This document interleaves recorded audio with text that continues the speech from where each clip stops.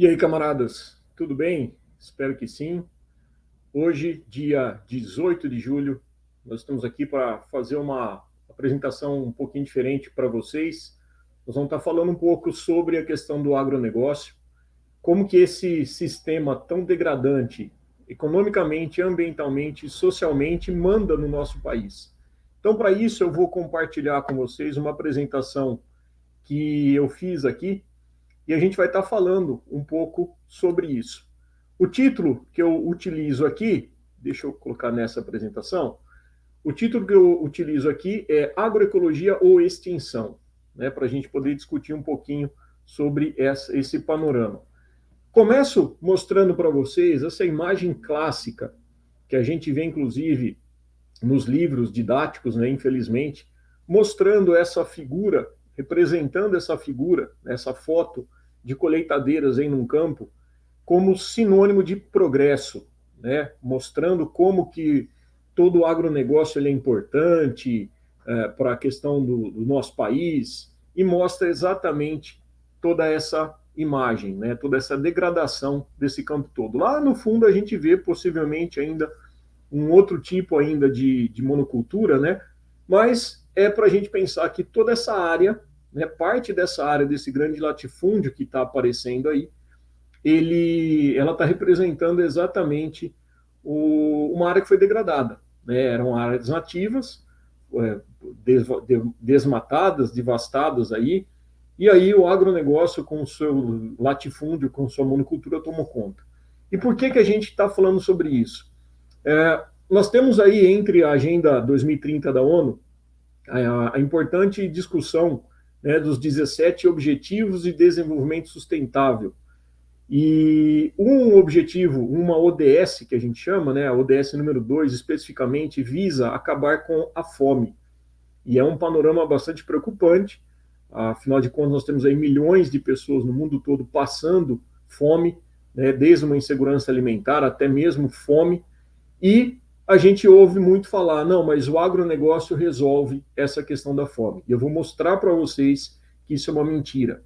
Essa ODS, inclusive, ela trabalha com a possibilidade da agroecologia, né? Ela fala, inclusive, que a alternativa para os países conseguirem alimento de forma verdadeira e respeitando efetivamente os projetos de sustentabilidade, a visão econômica, social e ambiental, é através da agroecologia, ou seja, a gente teria que fazer a transição agroecológica.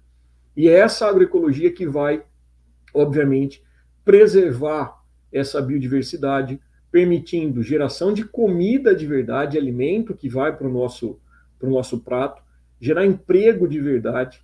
Então, ela conseguiria aí, efetivamente, amparar os 3 pilares da sustentabilidade. E o que é a agroecologia, então? Ela é um mecanismo de trabalhadores rurais, né, de trabalhadores que, antes de mais nada, pensando na questão ambiental, não utiliza produto químico, não utiliza a questão dos agrotóxicos, né, visa efetivamente uma maior relação de equilíbrio entre os agentes biológicos e bióticos e abióticos, né, os agentes biológicos interagindo nesse ecossistema como um todo, utilizando ali seus insumos naturais, o uso de predadores naturais, o uso de fungos entomopatogênicos, bactérias que acontecem naturalmente, só que para isso eu preciso manter essa biodiversidade. Deixar uma coisa clara aqui, inclusive, que esse é um assunto que não vai se esgotar hoje, né? Eu preparei aqui alguns slides, talvez fique um vídeo um pouquinho mais longo, mas acho que vai ser de fundamental importância para quem quer realmente entender. Então, também aproveito e já peço para que vocês compartilhem esse vídeo para chegar em mais gente, curtam, né? Deixem seus comentários, isso é fundamental para a gente conseguir romper essa bolha, né? O nosso canal é um canal pequeno, mas visa fazer um bom combate, e para isso a gente precisa atingir mais pessoas. Então, compartilhe aí com os seus amigos, com seus camaradas, dá o gostei no nosso vídeo aí, comentem bastante para a gente conseguir fazer chegar essas informações a mais gente, tá? Então, esses agricultores, Eles vão, antes de mais nada, preservar esse ambiente, preservar esse solo, manejar ecologicamente, né, o que a gente chama de MAP, né, o manejo ecológico de pragas, que são os animais, principalmente os insetos, aracnídeos ali, alguns fungos, né, que vão acometer essa produção, mas de uma forma ecológica, ou seja, entendendo toda a relação que existem entre os outros organismos. E, obviamente, a não utilização desses resíduos tóxicos que vai efetivamente contribuir para tudo isso. A agroecologia, esse é um diagrama que eu achei bem interessante, que ele mostra toda a relação que a agroecologia tem numa sociedade. Então, através da agroecologia que a gente vai ter, obviamente, a segurança alimentar, a gente vai conseguir produzir alimento, e alimento de qualidade, é importante que se diga, alimento com nutrientes, sem produtos químicos, vai promover essa economia solidária, porque ela vai estar atingindo regiões próximas da produção, essa saúde coletiva, né, valorizada aí, que a gente tem que pensar muito nisso, uma vez que nós estamos sendo bombardeados por produtos químicos. Nós vamos falar um pouco sobre isso, inclusive a água que a gente bebe, por mais potável que ela seja, a gente vai ver que os agrotóxicos, eles acabam penetrando nessa água e a gente está ingerindo tudo isso daí.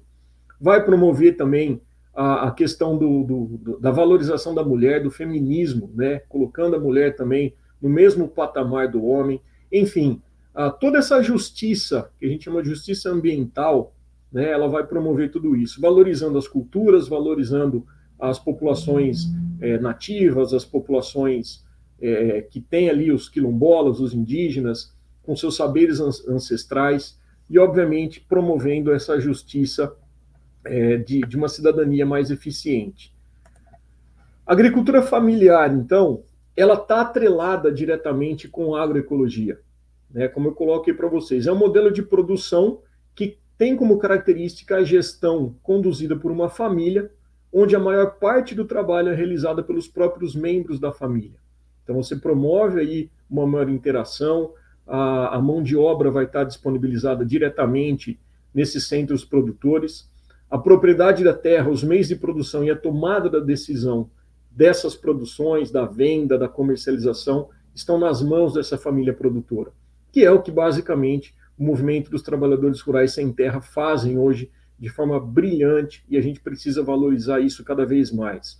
Então, eles têm como base o respeito, antes de mais nada, à própria geografia do ambiente, você não altera esse ambiente para a produção, você utiliza essas técnicas tradicionais e vai passando de geração em geração. Então, por isso que é uma questão de cultura, né? O que o colonialismo, obviamente, como nós sabemos, visa apagar.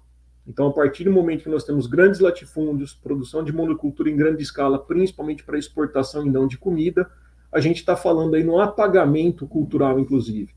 Esse gráfico que eu coloco aí são dados que a gente tem aí do próprio IBGE, que mostram, né, um dado bastante curioso a respeito da distribuição, tanto de crédito como de terras, da mão de obra que a gente tem nessa agricultura familiar, chamada agricultura camponesa, e o agronegócio. Então, se vocês observarem nesse gráfico, a primeira coluna que a gente tem, do lado esquerdo, né, as 5 primeiras colunas, elas estão representando exatamente a agricultura camponesa. E as 5 do lado direito representando o agronegócio. A coluna amarela indica o crédito, a cultura seguinte, terras destinadas, a produção global, na sequência, a laranja, né? A gente está falando da produção de comida de verdade e a mão de obra, ou seja, o emprego, a empregabilidade que cada uma dessas estruturas de produção vão estar fornecendo. Então, percebam que é um tanto quanto curioso, preocupante e, ao mesmo tempo, destrói aquela ideia de que a gente ouve falar em relação ao agronegócio. Em função de crédito, nós temos aí valores que estão aí por volta de 14% de crédito destinado à agricultura camponesa, enquanto que 86% é destinado ao agronegócio. Ou seja, você vai fazer um financiamento, você tem lá uma projeção aí de maior facilidade de crédito para o agronegócio. Terras destinadas à produção, terras agricultáveis. Nós temos apenas 24% para a agricultura familiar, enquanto que o agronegócio detém 76% dessas terras. O curioso disso é que se a gente olhar a produção de comida, que é a coluna laranja, nós temos que 70% da comida, o alimento, 70% do seu prato na hora do almoço, na janta, vem da agricultura familiar, enquanto somente 30% é proveniente do agronegócio. E vocês vão entender o porquê disso daí.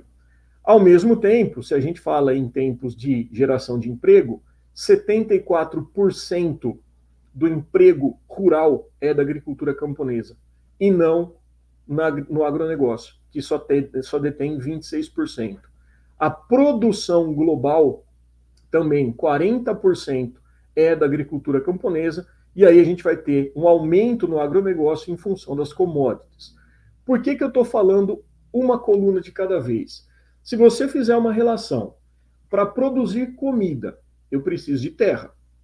Se eu tenho apenas 24%, a minha produção teoricamente vai ser baixa. Percebam que a produção de comida, mesmo com os 24%, apenas para a agricultura familiar, produz muito maior a quantidade, é muito maior a quantidade de comida e a produção de emprego na agricultura camponesa. Ou seja, o agronegócio, ele tem mais crédito, ele tem mais terra, só que ele gera menos comida, bem menos comida, e emprega muito menos. Então, se a gente nos três pilares da sustentabilidade, questão ambiental, questão social e a questão econômica, a gente está vendo aqui que a agricultura camponesa, a agricultura familiar, a agroecologia é muito mais vantajosa do que o agronegócio. E aí você entra com aquela questão: ah, mas o agronegócio vai então precisar produzir alimento porque tem pessoa morrendo de fome no mundo. Realmente, né? A gente ouve de direto esse discurso, principalmente da bancada ruralista: sem o agro não há alimento. E o que a gente vê? Que a fome ela é uma questão política. Se a gente observar esses dados que foram divulgados agora em março pela ONU, o mundo tem produção significativa de alimento, a ponto da gente desperdiçar mais de 1 bilhão de refeições todos os dias. Ou seja, não falta comida. O que está faltando é distribuição, é fazer chegar essa comida de forma adequada e de forma a atender todas as pessoas que necessitam de alimento. E é uma coisa que o agronegócio também não está fazendo. Outra coisa que a gente ouve falar direto, e isso é uma coisa que a gente precisa martelar muito, né? A gente faz aqui a saudosa memória da Conceição Evaristo em relação a que ninguém come PIB, mas infelizmente a questão econômica é algo que dita, inclusive, as nossas pautas econômicas do governo, enfim, e a gente ouve falar muito do PIB.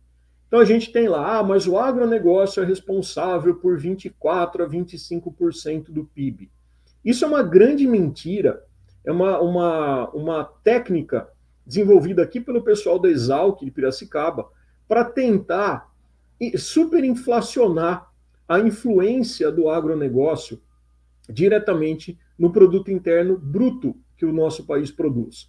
A realidade é que o PIB do agronegócio ele fica aí por volta de 5%, e não esses 25%, 26% que eles tanto falam. Mas, Padula, por que então fala-se em 25%? Porque eles pegam a produção e vão agregando toda a linha de produção, toda a linha de distribuição, os insumos para essas atividades, todo o processamento, os chamados agroserviços. Então, eles vão colocando num combo só outras influências que não são diretamente do agronegócio. Para a gente ter uma ideia, se a gente analisar somente o setor industrial, que o Brasil precisa efetivamente valorizar para deixar somente de exportar, a gente vai ter o PIB representado aí de 25,5%. Setor de serviço, que é um dos grandes carros-chefes do nosso país, 52,4%. Ou seja, a contribuição do agronegócio ela é irrisória perante outros serviços que o nosso país tem, aí sim para a geração do produto interno bruto. Então isso é uma coisa que a gente precisa ficar muito esperto, porque a gente sempre ouve esse discurso falacioso, mentiroso. Não, o agronegócio, 1/4 do PIB é do agronegócio. Não é. E por que eles falam isso também? Primeiro, porque nós temos aí vários benefícios que esse setor de exportação acaba tendo. Por que setor de exportação, Padula? Porque eles estão gerando commodities, a gente vai falar um pouquinho sobre isso. Eles têm muito subsídio, muito apoio do governo, inclusive, né? E aí o Estado se faz presente para amparar esse setor, vocês vão entender também o motivo disso tudo, e vão dar pouco retorno financeiramente e, obviamente, na questão ambiental e questão social. Né? A gente vai falar da destruição, desmatamentos, incêndios, a falta de emprego que tudo isso causa, enfim. A gente pode citar alguns exemplos, eu coloco 3 aqui para vocês. A Lei Candir, que ela foi assinada em 1997, se não me falha a memória, né, durante o governo neoliberal do Fernando Henrique Cardoso, é uma lei que ela vai literalmente não cobrar impostos, o chamado ICMS, né, que é o Imposto sobre Circulação de Mercadorias e Serviços, para o agronegócio que exporta esses produtos primários ou semi-elaborados. Ou seja, eles degradam o ambiente, eles usam recurso ambiental, eles usam mão de obra barata, relacionada muitas vezes à escravidão, que nós vamos mostrar para vocês também, não tem um retorno financeiro ao pagar os impostos, e aí automaticamente quem lucra com isso são os donos desses latifúndios. Então a Lei Candir é algo que deveria ser revista, e nós vamos entender o porquê também que isso não é revisto, em função da bancada ruralista, mas teria um benefício muito maior para o nosso país, aí sim uma contribuição efetiva através da taxação, por exemplo, desses produtos para exportação. Outra coisa bastante curiosa que a gente precisa tornar pública é o ITR, o Imposto Territorial Rural, que é similar ao nosso IPTU, né, o Imposto Predial Territorial Urbano que a gente paga. Enquanto nós aqui na cidade temos a fiscalização, agora via drones, por exemplo, o Imposto Territorial Rural, ele é uma autodeclaração. O que significa isso? Se eu tenho lá 1.000 hectares, por exemplo, eu faço uma declaração de que eu tenho só 50 hectares. Isso, basicamente, é o que vai garantir a verdade da minha declaração. Raríssimas são as fiscalizações. Por quê? São terras longas, são terras distantes, são terras que carecem de agentes públicos para fazer fiscalização e essa fiscalização simplesmente não existe. Enquanto isso, esse imposto, novamente, prejudicando todo o Estado, todo o nosso país, né, que deixa de arrecadar esses impostos justamente de quem tem dinheiro para pagar, né? Taxação desses impostos de forma efetiva, significativa, seria uma alternativa em tempos que nós estamos ouvindo aí absurdos, né, mentiras, inclusive, de que o governo está aumentando a taxa de impostos sobre as pessoas, o que é uma grande mentira, que vocês já sabem muito bem, né? Muito pelo contrário, essas reformas tributárias que estão tendo, atreladas, obviamente, à questão do Congresso, que é bastante resistente por conta da burguesia que manda, automaticamente nós estamos aí gradativamente alterando e reduzindo, inclusive para a população mais pobre. 90% da população que é favorecida pela redução dos impostos, enquanto que essas pessoas aí correspondendo aí a 1% da população acaba sendo isenta disso tudo. Outra coisa bastante absurda é a isenção para os produtos químicos, os agrotóxicos. Alguns estudos falam que, por baixo, o Brasil deixa de arrecadar por volta de 10 bilhões de reais por ano. Isso significa 3 vezes o orçamento destinado ao Ministério do Meio Ambiente. Ministério do Meio Ambiente, atrelado a fiscalizações, atrelado a IBAMA, ICMBio, ou seja, a gente poderia muito mais, cobrar muito mais dessas substâncias que são danosas à saúde pública, que são danosas ao ambiente, que não geram nenhum retorno positivo para a produção de alimento, né? Muito pelo contrário, e a gente poderia estar destinando uma verba para favorecer uma fiscalização mais efetiva. Então a gente começa a ver que, espera um pouquinho, o agronegócio não é tudo isso que eles estão falando, né? Mas o agronegócio, ele é o quê? Ele é lobby, né? Ele faz uma pressão muito grande, ele tem várias artimanhas atreladas a tudo isso. Então, isso se dá principalmente por conta da bancada ruralista, que caminha junto ali com a bancada da Bíblia, com a bancada a bancada do boi, né, que a gente chama, enfim. E ela tem um papel muito grande, uma influência muito grande na mídia corporativa, essa mídia hegemônica, né, que a gente ouve falar direto, como gruda que nem fosse um chiclete, né, na nossa cabeça, o agro é lobby, né, o agro é pop. Na verdade, o agro é lobby, né? Existe um interesse muito grande em manter, obviamente, o seu processo de exploração. Se a gente colocar numa terminologia mais recente, na época das plantations, né, durante as colônias que nós tivemos, nós estamos vivendo uma nova colonização. Por sinal, a doutora Larissa Bombardi lançou recentemente um livro muito interessante falando sobre sobre o colonialismo químico que é causado, né, é ocasionado no nosso país.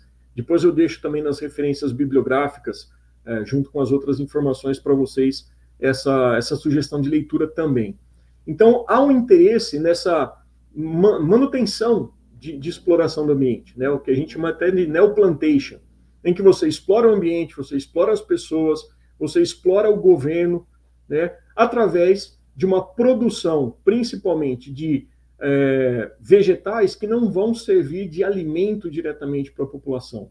São as chamadas commodities, principalmente soja, milho, algodão e cana-de-açúcar. Ah, Padula, mas eu como soja, mas eu como milho, mas você come de forma menor. Esse produto que é destinado à produção nesses grandes latifúndios não é para o consumo interno. Isso daí é vendido para fora. E para fora por quê? Porque eles vão comprar por dólar.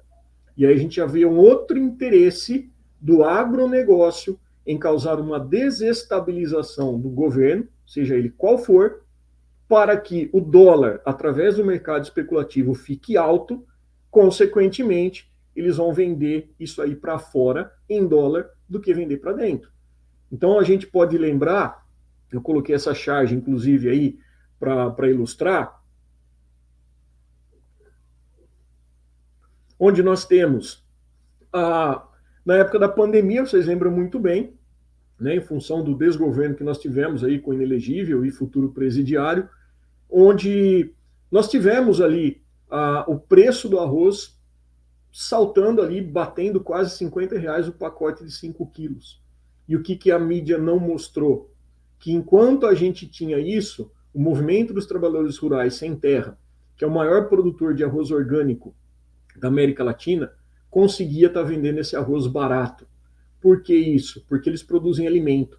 Enquanto que esse arroz, que era destinado para ração para fora, por exemplo, eles priorizaram a venda para fora, porque o dólar bateu lá quase R$8, então era muito mais vantajoso para o agronegócio vender para fora do que vender para dentro.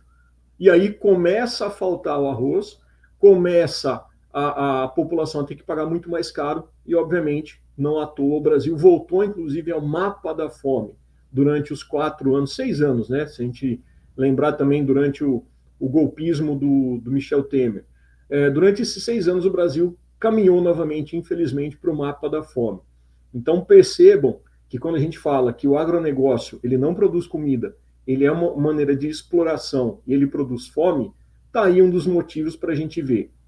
Outra coisa importante, a gente já cansou de falar também, né? A concentração de terra. o lucro e a concentração de renda que esses latifundiários querem fazer, e tudo isso atrelado a doenças. Existem vários estudos falando que essas pandemias que aconteceram e que acontecerão se a gente não tomar nenhuma atitude, como foi o caso da Covid-19, elas estão atreladas ao agronegócio. Por quê? Você tira a barreira natural através do desmatamento para ampliar a sua zona de produção de monocultura, e os vírus que estavam lá, por exemplo, o vírus da Covid-19, da Covid, né, o SARS-CoV, ele existia desde a década de 50. Só que ele ficava restrito ao ambiente natural, infectava ali os animais daquela região, e a partir do momento que eu desmato, né, que o agronegócio avança, desmata, incendeia, aproximam esses animais e automaticamente o vírus passa a circular numa nova espécie, que foi a espécie humana, encontrando um hospedeiro ideal, ele começa a proliferar, causando a pandemia. E todo o caos que a gente teve aí, o Brasil aí com 600 mil pessoas vitimadas por conta do agronegócio associado ao negacionismo, enfim, todo aquele processo lamentável que a gente acabou sobrevivendo. Outra coisa importante que a gente tem que falar, isso que eu sempre faço questão de abordar, é o ciclo vicioso que existe. Né? Em 2016, se não me falha a memória, nós tivemos a fusão dessas duas grandes empresas, a Bayer e a Monsanto. Então a Bayer compra a Monsanto, perdão, ela compra a Monsanto e gera aí um grande centro, né, de produção de sementes transgênicas e, ao mesmo tempo, de agrotóxicos, atrelada à maior produtora de remédios do mundo. E aí essa ilustração que ela é bastante impactante e bastante didática, porque mostra como que é um ciclo vicioso de uma empresa que jamais vai falir. Padula, mas como que você tem essa certeza? Por um simples motivo. A Monsanto, ao produzir a soja transgênica e fornecer um único tipo ou 2, 3 tipos de agrotóxicos, entre eles a base glifosato, que a gente deixa para discutir isso num outro momento, né, que o Brasil tem uma permissividade de utilizar 5.000 vezes mais glifosato do que o recomendado pela União Europeia, né? Então é uma coisa absurda, e nós estamos ingerindo isso direta ou indiretamente. Ao ingerir essas substâncias químicas, que são cancerígenas, que são precursoras aí de Alzheimer, de Parkinson, de vários tipos de problemas, e a gente vai discutir alguns deles hoje aqui, a pessoa fica doente. Ficando doente, ela vai ter que recorrer a remédios. Quem vai vender o remédio? A mesma empresa que está causando a doença. Então, olha como que é uma tática extremamente inteligente, né, do capitalismo em relação a esse tipo de coisa. No Brasil, a gente quase não ouviu falar sobre isso. Na Europa, houve mobilização por parte de ambientalistas, né? A gente denunciou na época, inclusive, a questão dos transgênicos, falando o perigo dos transgênicos, não a transgenia em si, mas o que estava por trás disso, desde o monopólio dessas sementes, a contaminação do ambiente, principalmente de agrotóxicos.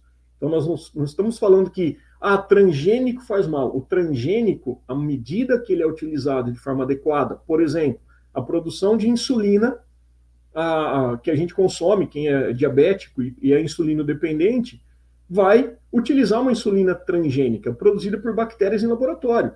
Mas eu estou falando de um produto que está sendo utilizado, está sendo isolado disso daí. A partir do momento que eu estou falando de um transgênico, principalmente para a lavoura, que usa principalmente o fator de serem variedades teoricamente resistentes àquele agrotóxico, ou seja, use esse herbicida à vontade, a sua planta não vai morrer, você vai produzir e eu vou conseguir meu lucro. Só que esse excesso, essa quantidade de produto químico contamina o solo, contamina o ar, contamina a água. E está chegando essa conta para a gente. Curiosamente, e aí quem tiver interesse também eu deixo na descrição, tanto do vídeo, né, quanto o pessoal que estiver ouvindo aí no Spotify, eu deixo o link. Eu escrevi um artigo para Le Monde Diplomatique, né, Brasil, falando um pouquinho da relação que existe entre a Bayer e a indústria de guerra, né, atrelada aí ao regime nazista. É bastante curioso. Existem alguns livros também que eu cito como referência também no artigo. Então, quem tiver interesse, eu deixo também depois na descrição. Tá? Então, tudo isso que a gente está falando, você não ouve falar sobre o agronegócio. A propaganda que é colocada é uma propaganda bonitinha, né? Toda florida. Olha, vamos mostrar lá. Né? Recentemente, até de forma absurda, falaram que o agro é quilombola. Né? É uma coisa, enfim, revoltante. Mas é uma maneira deles tentarem, obviamente, promover essa autopromoção, vamos falar assim, positiva. E aí eu tenho também aqui, trazendo algumas informações para a gente entender um pouquinho, quando a gente fala, né, quando nós começamos a denunciar tudo isso, o que acontece? A gente vem com censura.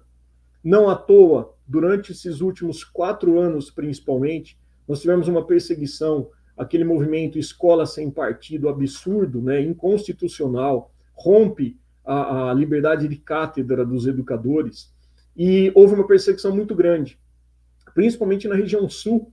Né, eu não coloquei aqui, mas vocês podem depois procurar as várias notícias, e vários professores e professoras que foram perseguidos e demitidos, seja de escolas, sejam de universidades. Né? Nós tivemos aqui na própria Exalc mesmo, esqueci o nome do professor agora, mas que ele foi perseguido, foi aberta uma sindicância porque ele trouxe o movimento dos trabalhadores rurais sem terra durante uma aula de pós-graduação para falar sobre agroecologia, para falar sobre reforma agrária.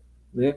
Então, é bastante crítica essa situação aí, e quando a gente tenta mostrar, a gente vê ali, por exemplo, ó, que os ruralistas, além de perseguir, lançam campanha contra livros didáticos com críticas ao agronegócio. Ou seja, eles não querem que essas informações, que nós estamos dando uma breve passada aqui para vocês, cheguem às pessoas. Por quê? Porque a partir do momento que você conscientiza essas pessoas, e aí, de novo, a gente tem que valorizar o patrono da educação, Paulo Freire, né, que é o vivenciar da educação. Onde que isso está presente no meu dia a dia?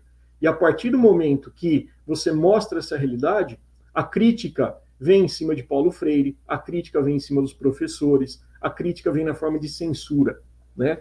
Então, para a gente também entender e denunciar que a gente tem aí constantemente a relação do agronegócio com o processo de trabalho escravo. Isso aqui é uma notícia de ontem, né? Sem registro, sem salário, sem poder sair. Flagrantes mostram trabalhadores em situação análoga à escravidão no sul de Minas. Então, diariamente, a gente vê, em pleno 2024, situações de escravidão. E aí, uma outra informação aqui que a gente tem, falando da isenção, né, que eles não falam, mas olha o quanto que o Brasil poderia arrecadar só com a taxação das commodities de soja. 57 bilhões por ano. Que somente a soja, e não à toa a gente vê aí Pantanal, Amazônia, né, os grandes biomas ali sendo desmatados, devastados, incendiados para a produção de pasto e produção de soja. Então percebam que o agro está longe de ser essa maravilha toda que eles mostram para vocês. Tá? E o que tem a relação disso tudo, né, com a questão dos golpes? Se a gente colocar os 3 recentes golpes, 3 não, né? Nós estamos aí no 2 recentes golpes, vamos falar assim, e uma possibilidade que a gente tem que ficar muito esperto, e por isso que a gente precisa mobilização. A gente precisa entender que em 64, Jango prometeu reforma agrária. Não à toa, ele acabou sendo golpeado aí pelo regime, né, militar, o golpe militar de 64. 2016, a mesma coisa aconteceu, com o agravante, né, da chamada Lava Jato, que a cada vez mais a gente vê que foi uma farsa jato, onde nós tivemos ali a desestabilização de governo progressista, que trouxe aí o avanço, né, dos governos Lula e Dilma. Consequentemente, surge aquele hipócrita e amoral do ex-juiz de Marreco de Maringá, né, que eu me recuso até a falar o nome, e que promoveu toda a desestabilização. Promoveu a desestabilização por dois grandes motivos, isso aí está provado. Primeiro, o governo progressista estava avançando não apenas para conseguir maior quantidade de terras assentadas para a reforma agrária, direito esse constitucional. Então é bom que a gente entenda isso. Reforma agrária está na nossa Carta Magna, na Constituição, e ela obriga o Estado a destinar áreas improdutivas, áreas relacionadas a crimes, inclusive como escravidão, para a reforma agrária. Ao mesmo tempo, durante o governo Lula e Dilma, o que nós estávamos tendo? Um avanço no processo da reindustrialização do Brasil. Ou seja, o Brasil atingiu a sexta maior economia por conta desses avanços durante os governos progressistas, e isso incomodou, obviamente, o imperialismo, em especial os Estados Unidos. Surge também, durante o governo Lula, durante Dilma, o BRICS, que faz frente diretamente com o FMI e os interesses de Washington, Estados Unidos. Ou seja, como parar o Brasil que estava voando? Golpe. Como sempre os Estados Unidos fizeram. E nós tivemos toda essa mentira acontecendo, e tanto é que depois que o golpe aconteceu, a Dilma foi isenta dos chamados crimes de pedalada fiscal, né? Só que aí o estrago já foi feito. Tudo isso favoreceu também essa abertura para a extrema-direita, que permitiu não apenas a ascensão do fascista Mor, mas especificamente aí todo o processo de retrocesso que o Brasil teve. Então nós voltamos a um patamar de mapa de fome, de taxa de desemprego, de desnutrição, de destruição de ambiente. Então percebam que a questão geopolítica, ela sempre está atrelada aos interesses. E a gente precisa ficar muito esperto com isso. Por isso que eu pus aqui, 2024, a questão do Lula. A gente cobra muito, a gente precisa cobrar. O próprio presidente falou isso para a gente. Me cobrem. Porque nós precisamos, enquanto cidadãos e cidadãs, mostrar força e apoio ao governo Lula. Só que é óbvio que com essa bancada que nós temos lá no Congresso, a gente vai discutir um pouquinho, e a importância da gente eleger vereadores, inclusive agora em eleições municipais, que estejam alinhados com prefeitos e prefeitas progressistas, assim como em 2026, não apenas presidentes e pessoas comprometidas com a causa progressista, com a causa da esquerda, mas também um Congresso e um Senado, congressistas e senadores alinhados com a questão do presidente, assim como os deputados estaduais e prefeitos e prefeitas. Então, olha o que eu quero mostrar aqui para vocês também. A gente vê direto essa relação, né, do agronegócio nesses golpes. E tudo isso tem um interesse, obviamente. Se a gente observar hoje, nós temos aí 513 deputados e deputadas. 300 desses deputados, quase que 60%, estão alinhados à bancada ruralista. Ou seja, nada que um ministro apresente, que um parlamentar progressista de esquerda apresente, que o presidente apresente de projeto, vai passar se não interessar aos interesses da bancada ruralista. A mesma coisa no Senado Federal. Das 81 cadeiras, 48% delas faz parte a bancada ruralista. Não à toa, nós tivemos o veto, né, do marco temporal sendo barrado, apesar do Supremo Tribunal Federal decidir a sua inconstitucionalidade, mas aí você já tem uma briga direta entre o legislativo e o judiciário, o que faz algo extremamente ruim para o país. Por quê? Porque você cria um atrito e joga esse legislativo podre, esse legislativo canalha que nós temos, justamente confrontando aqueles ministros que defendem a Carta Magna, que defendem a Constituição. Essa é a função do Supremo Tribunal Federal. Curiosamente, durante toda essa ascensão fascista que o Brasil teve, nós tivemos aí essa reportagem, por exemplo, mostrando a quantidade de invasões de terras indígenas, seja por madeireiros, seja por mineradores ilegais, e a incidência de mortes. Não que isso tenha acabado. Né? Nós temos aí recentemente, essa semana, no Mato Grosso do Sul, 3 comunidades indígenas sendo atacadas por fazendeiros. Ou seja, o estrago foi feito e a gente está tentando retomar tudo isso. Só que, de novo, com essa bancada ruralista, com toda essa situação adversa, o governo Lula está fazendo milagres e a gente precisa apoiar para que isso não piore. Isso é uma coisa curiosa, como eu falei para vocês na questão do golpe. Se a gente observar essas 3 imagens, né? Eu tenho aqui o jornal Última Hora, na época de 64, em que o povo com Jango começa a reforma agrária, que foi uma das grandes bandeiras que Jango mostrou, né? E aí a manchete seguinte: derrubar Jango antes da reforma, oposição em desespero. E o que aconteceu? Vamos dar o golpe militar.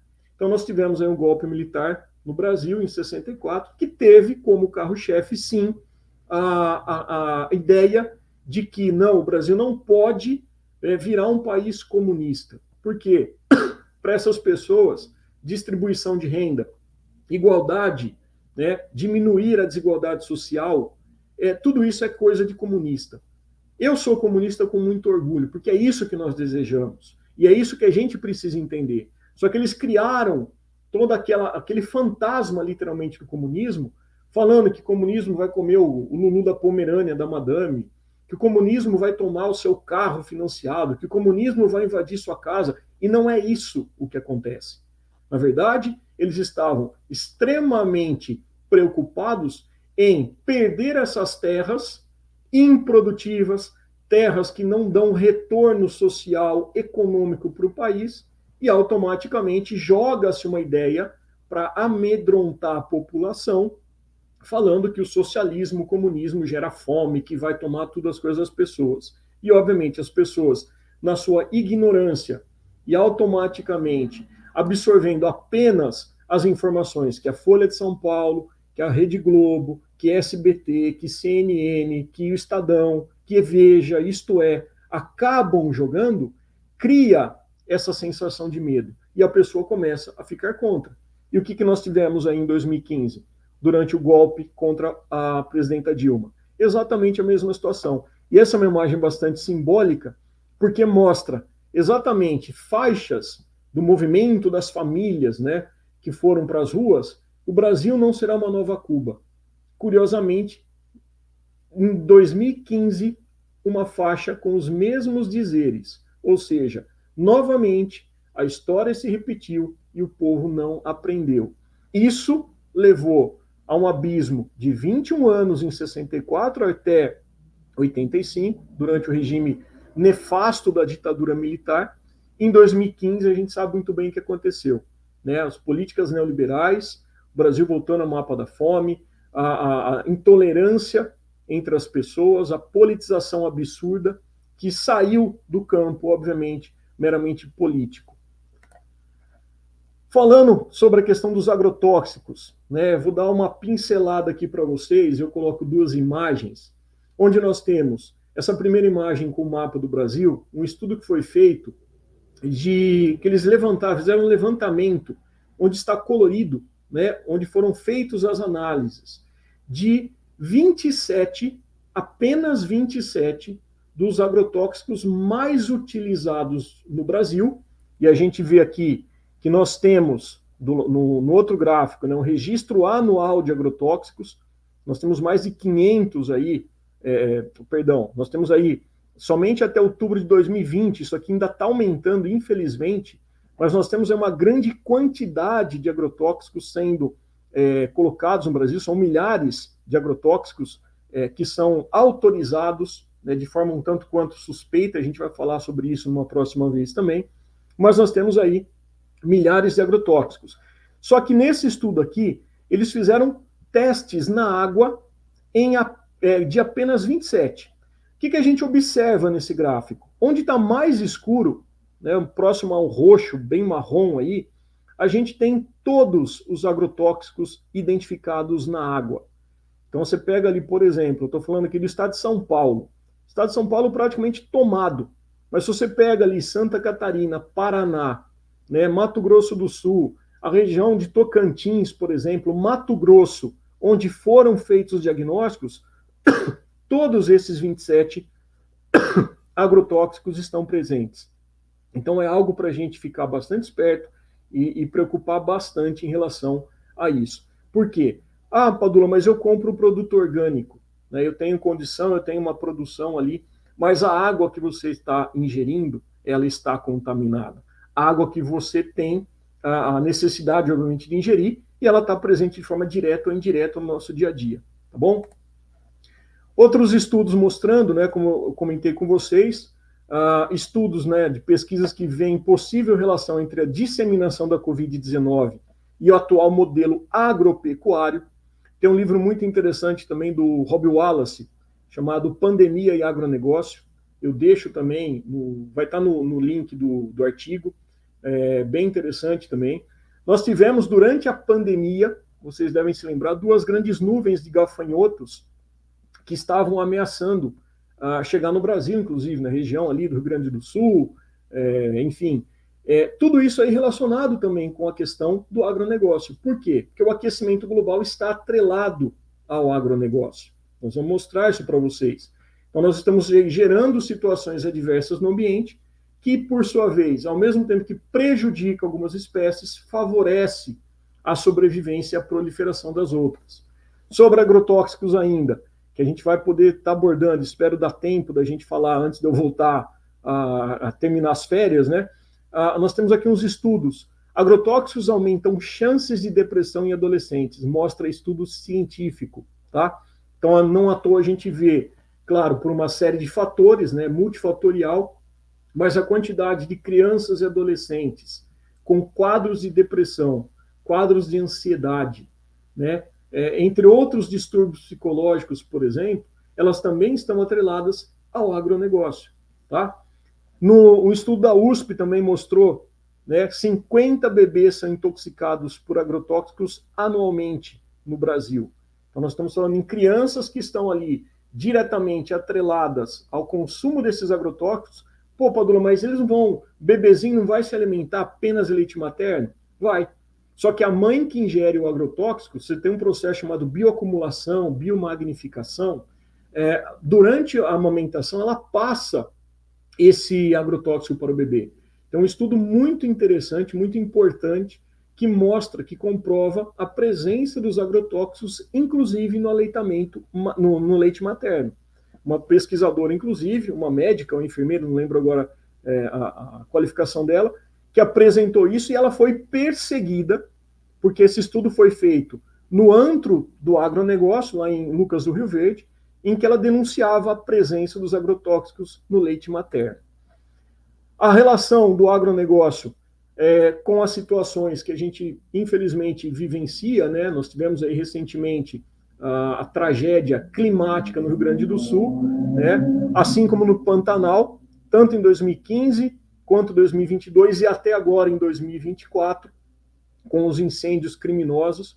Nós estamos falando aí tanto das mudanças climáticas, também potencializadas pelo desmatamento, né? Os incêndios criminosos também ocasionados, como a própria Polícia Federal, o Ministério Público já fizeram levantamento, principalmente aqui no Pantanal em 2022.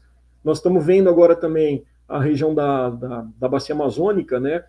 Manaus ali, a região do Amazonas, perdão, a própria floresta amazônica secando, né? Os rios secando ali, em função, obviamente, das mudanças climáticas atreladas ao desmatamento e aos incêndios criminosos.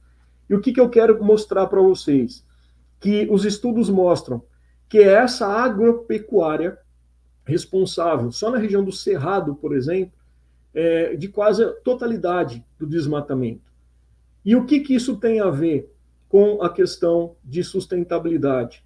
Então percebam que nós estamos falando do agronegócio mentindo em relação à geração de comida, mentindo em relação à questão do emprego, e mentindo em relação à questão ambiental. Para vocês terem uma noção, essa tragédia, que ela não é uma tragédia natural, é bom que a gente deixe isso bem claro, 70% dos gases estufa que o Brasil emite, nós estamos falando de dois gases principalmente, o gás carbônico e o metano, né, CO2 e CH4. 70% é proveniente do desmatamento e dos incêndios. O Brasil hoje ele ocupa o 5º lugar em maior emissor de gás carbônico do planeta. 70% desse gás é proveniente de desmatamento e incêndio, ou seja, do agronegócio. E por que eu estou chamando a atenção disso? Se o Brasil conseguir zerar esse índice de desmatamento e, consequentemente, desses incêndios causados por ação de fazendeiros, o Brasil cairia e teria uma contribuição significativa na redução de gás carbônico no planeta. De 5º lugar, o Brasil cairia para 15º, aproximadamente. O Brasil poderia ser vanguarda nesse processo de mudanças e redução de gás carbônico. O metano é proveniente principalmente pela flatulência e pelo arroto dos gados. O Brasil tem mais cabeça de gado, o animal gado, né? Principalmente, não os gados eleitorais aí. Mas o Brasil tem muito mais gado, e esse gado também é visado para exportação, enfim, a gente vai falar um pouquinho sobre isso também numa próxima hora, mas o Brasil também tem uma contribuição muito grande na emissão de metano. Então, revisar, de repente, a questão dos mecanismos de produção de alimento, rever a nossa dieta, a maneira como nós temos esse hábito, né, de consumir carne, também é algo a ser pensado posteriormente. Por fim, a gente apresentou dados calamitosos, e aí vocês podem estar falando, Padula, beleza, mas o que pode ser feito para tudo isso? Primeira coisa, políticas públicas, como, por exemplo, o Programa de Aquisição de Alimentos, né, o chamado PAA, que obriga, e voltou agora com o governo Lula, e a gente precisa reforçar, né, que ele vai obrigar a destinar 30% dos recursos para alimentação escolar através da produção da agricultura familiar. A gente também tem o Programa Nacional de Fortalecimento da Agricultura Familiar, que a gente precisa aumentar cada vez mais os investimentos do PRONAF. E uma coisa importante que a gente precisa debater e colocar em votação e aprovar, que é o PNARA, que é a Política Nacional de Redução de Agrotóxicos.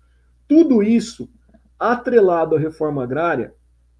Essa reforma agrária com essas políticas públicas, elas visam o que a própria ONU recomenda no seu Objetivo de Desenvolvimento Sustentável número 2, que é acabar com a fome, ou seja, a transição agroecológica. Nós não estamos falando que o cara que tem o latifúndio, ele vai deixar de ter. Nós estamos falando para ele fazer uma transição agroecológica para produzir alimento de verdade, para promover reflorestamento, para promover preservação do ambiente, para gerar emprego de verdade e comida de verdade.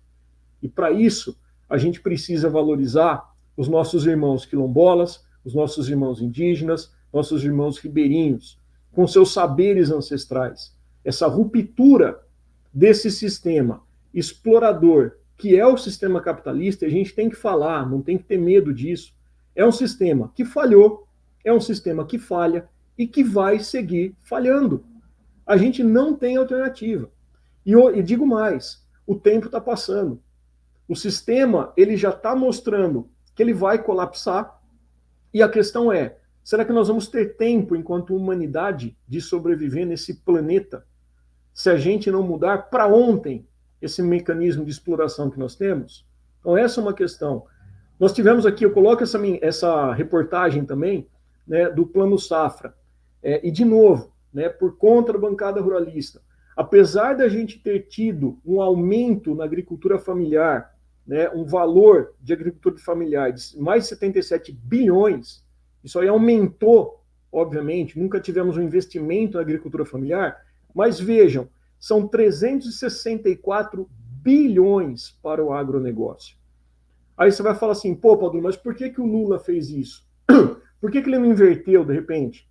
justamente porque a aprovação desses projetos dependem da Câmara e do Senado.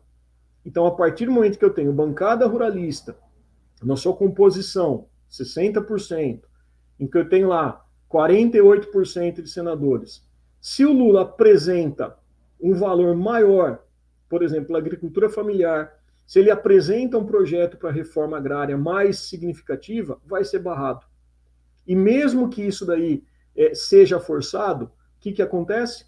Dá um jeito de achar alguma irregularidade e golpe novamente em cima de governos progressistas. Tá? Então nós não temos que ter medo. Eu coloco aí essa imagem porque a gente precisa politizar, porque enquanto o agronegócio ele está vendo o planeta como uma mercadoria, a gente precisa falar dessa transição agroecológica. A gente precisa falar do ecossocialismo, sem ter medo, né, desse fantasma do fantasma político do socialismo, do comunismo. Né? Romper, bater de frente com o negacionismo, é mostrar os fatos, porque só assim a população humana, a humanidade vai ter a possibilidade de sobreviver. Que é uma coisa que eu sempre falo, né? A gente vive, ou melhor, o planeta Terra vive sem o ser humano, só que o ser humano não vive sem o planeta Terra. E o agronegócio, junto com o sistema capitalista do qual ele faz parte e se alimenta, ele está fazendo isso com o planeta. E se a gente não barrar esse sistema degradante, a gente não vai ter alternativa. Fecho aqui a nossa explanação com uma frase do Ailton Krenak, né, o nosso membro da Academia Brasileira de Letras, o nosso imortal, né, a liderança indígena extremamente importante, assim como outras, que fala o seguinte: o pensamento mágico de um escravo do capitalismo é tão fantástico que ele acredita que o capitalismo pode acabar com o mundo e criar outro. E mais do que isso, as pessoas, nós, 90% da população, que não entendemos ainda a questão do capitalismo, a gente segue cegamente defendendo esse sistema que só nos prejudica, que só nos explora. Nos explora, seja através do mercado de trabalho, em que você trabalha que nem um camelo, não tem tempo de diversão, você trabalha literalmente para pagar contas e você está financiando esse sistema que está destruindo todo o nosso ambiente, tá? Toda a nossa saúde mental, inclusive. Então eu deixo aqui algumas referências e eu vou agora, então, finalizar essa apresentação. Conto com a colaboração de vocês aí para curtir, né, para compartilhar, para se inscrever no canal. Nosso canal é pequenininho, mas eu tenho esperança que ele ainda vai crescer. A gente procura fazer um bom debate aqui e vamos trocando ideias bastante significativas sobre as questões que nem sempre a gente vê no nosso dia a dia, tá bom? Agradeço aí você que esteve presente, que assistiu até o final, conto com a sua colaboração e a gente se vê no próximo vídeo. Até mais, gente. Obrigado.